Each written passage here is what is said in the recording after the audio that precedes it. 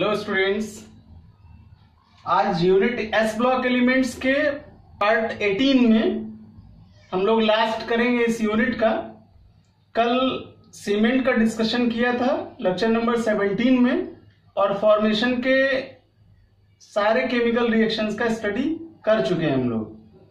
आज फिगर के माध्यम से रोटेटरी फर्नेस में कैसे सीमेंट का फॉर्मेशन किया जाता है इसकी टेक्निक को पढ़ेंगे। It is an industrial process for the manufacturing of cement. First we discussed about its equipments और structure of rotatory furnace and what are the role of this given segment. यहां इस rotatory भट्टी में ऊपरी सिरे पर एक हॉपर लगा होता है और इस हॉपर द्वारा raw materials limestone CaCO3, silica बालू या रेत SiO2 और clay Al2O3.2SiO3 with water hydrated form में स्लरी के रूप में इस हॉपर द्वारा यहां टैंक में प्रवाहित करते हैं। मिड पार्ट इसका रोटेटरी क्लिन कहलाता है और यह है मोटर्स के माध्यम से एडजस्टेबल है, रोटेट करता रहता है, घूमता रहता है, इसलिए इसे घूर्णी भट्ठी भी कहते हैं। राइट साइड हॉपर लगा होता है, यहां से कोल्ड डस्ट को पास आउट करते हैं। इस भट्ठी को हीट करने के लिए बर्नर लगाते हैं और नियर अबाउट 1500 डिग्री सेल्सियस तक इस पूरे फर्नेस को हीट दे देते हैं ताकि केमिकल रिएक्शंस स्टार्ट हों और जो भी केमिकल चेंजेज हम लोगों ने कल पढ़े थे रिएक्शंस में, जिनके माध्यम से die calcium silicate, try calcium silicate, die calcium aluminate और ट्राई कैल्शियम एल्यूमिनेट का फॉर्मेशन हो जाता है। एयर पास आउट करने के लिए एयर ब्लोअर लगा होता है, जबकि साइड में डस्ट चैम्बर होता है। यहां लोअरिंग सरफेस पर सीमेंट को कलेक्ट करने के लिए संग्राहक है, साथ में यहां पर कूलर भी एडजस्ट करते हैं ताकि इसे कूल किया जा सके। हॉपर द्वारा जैसे ही इन रॉ मटेरियल्स को स्लरी फॉर्म में पास आउट करते हैं रोटेटरी क्लीन में, तो near about 1500 degree Celsius temperature पर लगातार इस क्लीन के रोटेट होने से रिएक्शन हो जाते हैं और सब्सटेंस क्लिंकर के फॉर्म में प्रोड्यूस होता है। छोटे छोटे राउंड शेप गोलियों के रूप में सीमेंट इस पाइप से होता हुआ स्टोरिंग ट्यूब में आता है, स्टोरिंग चैम्बर से इसे आउट कर लेते हैं और ये जो गोलियां दिखाई दे रही हैं इनको नॉमिनेट करते हैं सीमेंट क्लिंकर। इस क्लिंकर के द्वारा फाइनली सीमेंट का प्रोडक्शन किया जाता है। क्लिंकर को बड़े ग्राइंडर्स में डाल करके पाउडरिक फॉर्म में कन्वर्ट कर लेते हैं और उस पाउडर में या सीमेंट के चूर्ण में नियर अबाउट 2 to 5% जिप्सम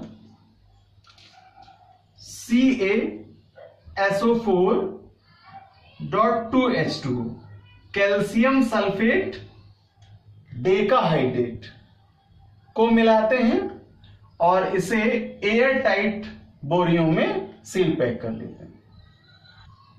तो स्टूडेंट्स, सीमेंट बनाने के लिए लाइमस्टोन, चूना पत्थर, बालू और चिकनी मिट्टी की उपयुक्त मात्राएं लेकर के इन्हें ग्राइंड कर लेते हैं, पीस लेते हैं और इसके बाद इन सब को मिश्रित करके रोटेटरी फर्नेस में स्लरी के माध्यम से पास आउट कर देते हैं और यहां टेम्परेचर 1500 डिग्री सेल्सियस है। इतने ताप पर कैल्शियम के सिलिकेट और एल्यूमिनेट प्राप्त होते हैं आफ्टर रिएक्शन। कार्बन डाइऑक्साइड, जलवाष्प यानी H2O, CO2, H2O basically gaseous form में इस फर्नेस से आउट हो जाते हैं और इस प्रकार क्लिंकर प्राप्त होता है जो कि स्लेटी रंग के गोल आकृतियों वाले पदार्थ के रूप में प्राप्त होता है।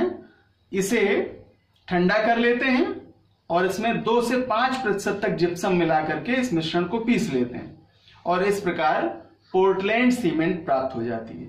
तो सीमेंट क्लिंकर में जिप्सम मिलाने से क्या होता है, इसका reason as a cause based question के रूप में भी एग्जाम में पूछा जाता है कि सीमेंट में जिप्सम क्यों मिलाते हैं, why we add gypsum in cement, it is an helpful for the process of setting. Cement के जमने की प्रक्रिया के लिए जिप्सम पदार्थ बहुत ही उपयोगी है, बिकॉज सीमेंट का जो नेचर है वह मॉइस्ट एब्जॉर्ब करके बहुत तेजी से सेट होने का है।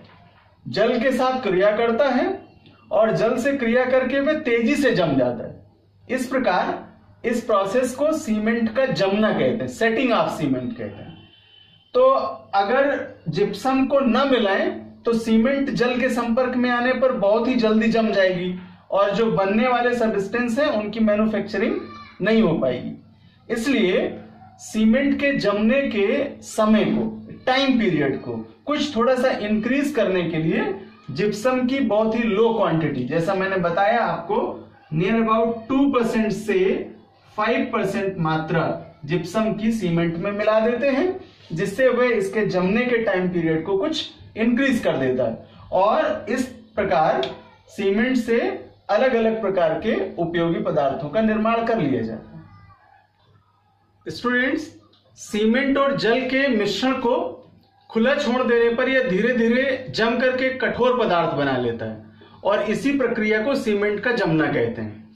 यह अनुमान किया जाता है कि इस क्रिया में कैल्शियम के सिलिकेटों और एल्यूमिनेटों का जलयोजन हो जाता है, अर्थात हाइड्रेशन हो जाता है और हाइड्रेशन के कारण एक लंबी श्रृंखला तथा लिंक्ड पॉलीमर मटेरियल्स का फॉर्मेशन हो जाता है, अर्थात इन्हें संकर संधि वाले बहुलक पदार्थ भी कहते हैं। तो सिलिकेटों के जलयोजन के फलस्वरूप विभिन्न प्रकार की संरचना वाले बहुलक प्राप्त होते हैं और इन बहुलक पदार्थों के बनने के कारण सीमेंट के जो अवयव हैं वे परस्पर जुड़ जाते हैं और एक कठोर पदार्थ प्राप्त हो जाता है। इसी क्रिया को सीमेंट का जमना कहते हैं। अब जो कैल्शियम के सिलिकेट हैं और जो कैल्शियम के एल्यूमिनेट हैं वे शीघ्र ही जम जाने वाले पदार्थ हैं।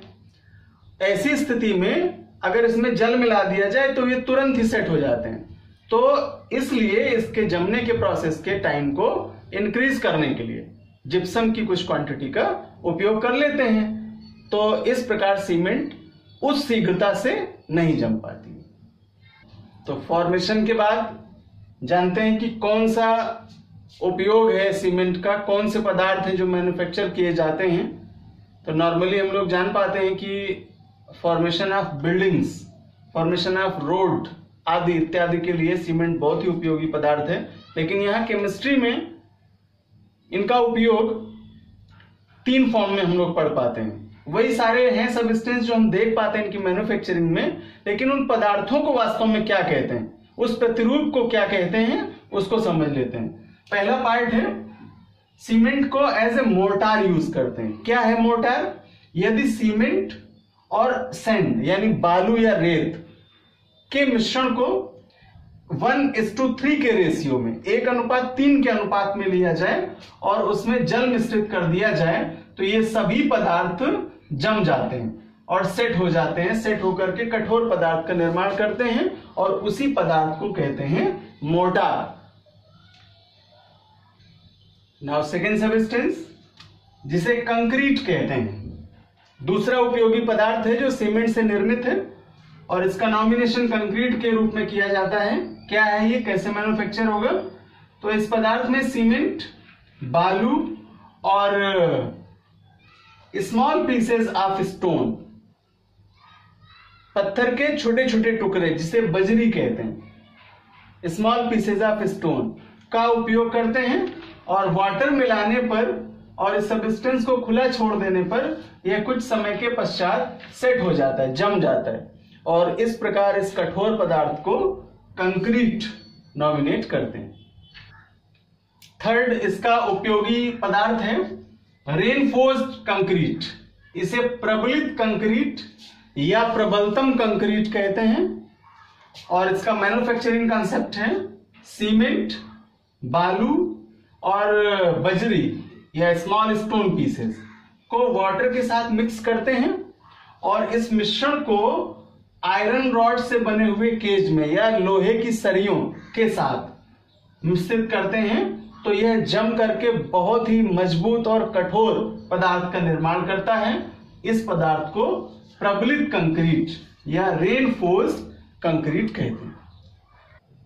तो स्टूडेंट्स, यस ब्लॉक यूनिट के सेकेंड ए ग्रुप के या एल्कलाइन अर्थ मेटल्स के सभी कंपाउंड्स कंप्लीट हुए। यहां से यूनिट का लास्ट करेंगे biological importance of calcium and magnesium से। Biological importance of calcium and magnesium. जैसे हम लोगों ने फर्स्ट ए में सोडियम और पोटेशियम का जैविक महत्व पढ़ा था, ठीक उसी प्रकार कैल्शियम और मैग्नीशियम का क्या जैविक महत्व है, इसको पढ़ करके इस यूनिट को यहां से कंप्लीट करेंगे, समाप्त करेंगे और देन अगली यूनिट में इंटर करेंगे। तो आइए समझते हैं कि क्या बायोलॉजिकल इंपॉर्टेंस है कैल्शियम और मैग्नीशियम का। स्टूडेंट्स, मैग्नीशियम और कैल्शियम बायोलॉजिकल सिस्टम में या जैव तंत्रों में अनेक महत्वपूर्ण कार्य के लिए जाना जाता है। एक स्वस्थ व्यक्ति में, एक एडल्ट ह्यूमन में, एक वयस्क व्यक्ति के शरीर में लगभग 20 मिलीग्राम मैग्नीशियम और नियर अबाउट 1200 ग्राम कैल्शियम की मात्रा उपस्थित होती है। तो आइए सबसे पहले हम डिस्कशन करेंगे मैग्नीशियम के बायोलॉजिकल इंपॉर्टेंस का। क्या रोल है?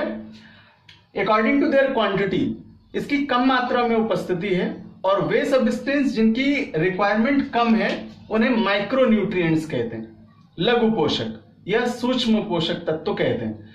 तो मैग्नीशियम क्या है? वास्तव में प्लांट्स में उपस्थित होकर के ग्रीन पिगमेंट्स, और ग्रीन पिगमेंट्स की जब बात करते हैं तो क्लोरोफिल के लिए एक आवश्यक कंपोनेंट्स है, अर्थात प्लांट्स में मैग्नीशियम की उपस्थिति क्लोरोफिल के फॉर्मेशन के लिए हेल्पफुल है। तो क्लोरोफिल का एक अच्छा कंपोनेंट्स है तथा प्लांट्स में फोटोसिंथेसिस प्रोसेस को स्टार्ट करने के लिए उत्तरदायी होता है। मैग्नीशियम आयन Mg++ आयन वास्तव में सेल द्रव में उपस्थित होते हैं और इनका मुख्य कार्य ट्रांसमिशन द्वारा, स्थानांतरण द्वारा एंजाइम को एक्टिव करना, और जो बॉडी के एंजाइम्स हैं अगर ये एक्टिव होंगे तो एंजाइम ऊर्जा उत्सर्जित करने वाली जितनी भी बायोलॉजिकल केमिकल रिएक्शंस हैं, कैटाबॉलिक रिएक्शंस हो, एनाबॉलिक रिएक्शंस हो आदि में सक्रिय रूप से पार्टिसिपेट करता है। Mg++ आयन कार्बोहाइड्रेट्स के मेटाबॉलिज्म के लिए भी मोस्ट इंपॉर्टेंट है। शरीर में जो कार्बोहाइड्रेट्स का लेवल है सेल्स में, उसके मेटाबॉलिज्म को कंप्लीट करने के लिए मैग्नीशियम मोस्ट इंपॉर्टेंट सब्सटेंस है। Mg++ आयन Ca++ आयनों के साथ में मिलकर न्यूरो सिस्टम, जिसे तंत्रिका तंत्र कहते हैं, तो तंत्रिकाओं में संकेत प्रवाहित करने के लिए रिजर्वायर सब्सटेंस के रूप में, उनके संकुचन के लिए, खास करके मांसपेशियों में संकुचन के लिए उत्तरदायी होता है। न्यूरॉन सेल के माध्यम से जो रिजर्वायर हैं उनके आवेग शरीर में महसूस किए जाते हैं। उन सभी सब्सटेंस के लिए मैग्नीशियम बहुत ही महत्वपूर्ण होता है। इसी प्रकार चलें दूसरे सब्सटेंस के लिए। कैल्शियम Ca शरीर का बहुत ही उपयोगी पदार्थ है, मैक्रोन्यूट्रिएंट्स है, शरीर की इसको बहुत अधिक रिक्वायरमेंट है। जैसा मैंने कहा आपको कि एक स्वस्थ व्यक्ति के शरीर में नियर अबाउट 1200 ग्राम कैल्शियम की उपस्थिति देखी गई है या रिक्वायरमेंट है। और कैल्शियम का आयन Ca++ के रूप में प्रोड्यूस होता है, Ca++ आयन के रूप में जाना जाता है। तो कैल्शियम आयन मोस्टली जितने भी लिविंग बींग्स हैं, एनिमेलिया प्लेनेट को बिलोंग करते हैं, उनकी बोन्स में अर्थात अस्थियों में, हड्डियों में फास्फेट के रूप में उपस्थित होता है। शरीर में उपस्थित समस्त जितना भी आपका स्केलेटन है, यानी हड्डियों से निर्मित भाग है, खास करके दांतों के लिए अगर देखा जाए तो इनका फॉर्मेशन करने के लिए बहुत ही उपयोगी है। सेकंड केस, जैसा मैंने कहा कि मैग्नीशियम कैल्शियम आयन के साथ पेशियों के संकुचन में मदद करता है, ठीक उसी प्रकार कैल्शियम का आयन भी है जो मांसपेशियों के या मसल्स के संकुचन के लिए उत्तरदायी होता है। हार्ट बीट में जाए, चूंकि ब्लड में पाया जाने वाला आयन भी है ये Ca++ और Mg++, बेसिकली ब्लड की क्लॉटिंग के लिए बहुत ही एक्टिव आयंस के रूप में से जाना जाता है, ब्लड क्लॉटिंग के लिए मदद करता है। तो जो हार्ट बीट है, हृदय की धड़कन, उसको कंट्रोल करने के लिए और साथ ही साथ ब्लड को कोगुलेट करने के लिए, यानी ब्लड क्लॉटिंग प्रोसेस के लिए, रक्त का थक्का जमना, रुधिर का थक्का जमना प्रोसेस के लिए भी कैल्शियम आयन अत्यधिक महत्वपूर्ण है। एंड लास्ट करते हैं, यह है Mg++ आयनों के साथ, यानी मैग्नीशियम आयनों के साथ कैल्शियम आयन मिल करके पायरोफॉस्फेट बॉन्ड्स का फॉर्मेशन करते हैं और एक प्रकार से इस बॉन्ड फॉर्मेशन को यह एक्साइटेड करते हैं, उत्प्रेरित करते हैं, जो अनेक बायोलॉजिकल सिस्टम्स को कंट्रोल करने के लिए बहुत ही उत्तरदायी होते हैं। पायरोफॉस्फेट बॉन्ड्स वाटर रिडक्शन को, जल अपघटन प्रक्रिया को भी नियंत्रित करते हैं। तो इस आधार पर, इन बिंदुओं के आधार पर हम समझ पाए कि वास्तव में मैग्नीशियम की और कैल्शियम की शरीर में कितनी अधिक आवश्यकता है। कैल्शियम मोस्टली एनिमेलिया प्लैनेट के साथ साथ प्लांटेरिया में भी, और यहां मैग्नीशियम जो है वो प्लांटेरिया प्लैनेट के लिए क्लोरोफिल फॉर्मेशन के लिए सर्वाधिक जाना जाता है। तो ये यहाँ ह्यूमन बॉडी में मैक्रो न्यूट्रिएंट्स, जबकि मैग्नीशियम माइक्रो न्यूट्रिएंट्स, जबकि प्लांट्स में जाएं तो वहां ये उनके लिए मैक्रो न्यूट्रिएंट्स के रूप में रोल प्ले करता है। तो यहाँ स्टूडेंट्स बायोलॉजिकल इंपॉर्टेंस के साथ साथ हम इनके कंपाउंड्स का भी स्टडी कर पाए, और बेसिकली कैल्शियम के 4 कंपाउंड से जिनका स्टडी किया, उसमें dry lime, slaked lime, limestone, और आज का टॉपिक जो पढ़ा हम लोगों ने वो सीमेंट का।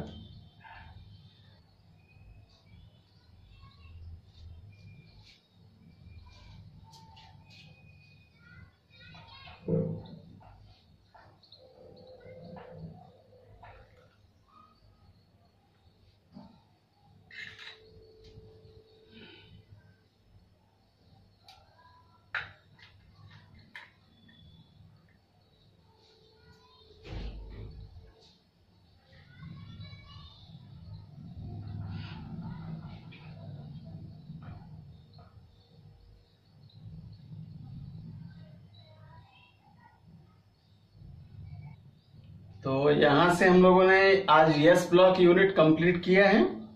बूस्टिंग क्लास होते रहेंगे इसके, और नेक्स्ट क्लास में हम लोग नई यूनिट का स्टार्ट करेंगे।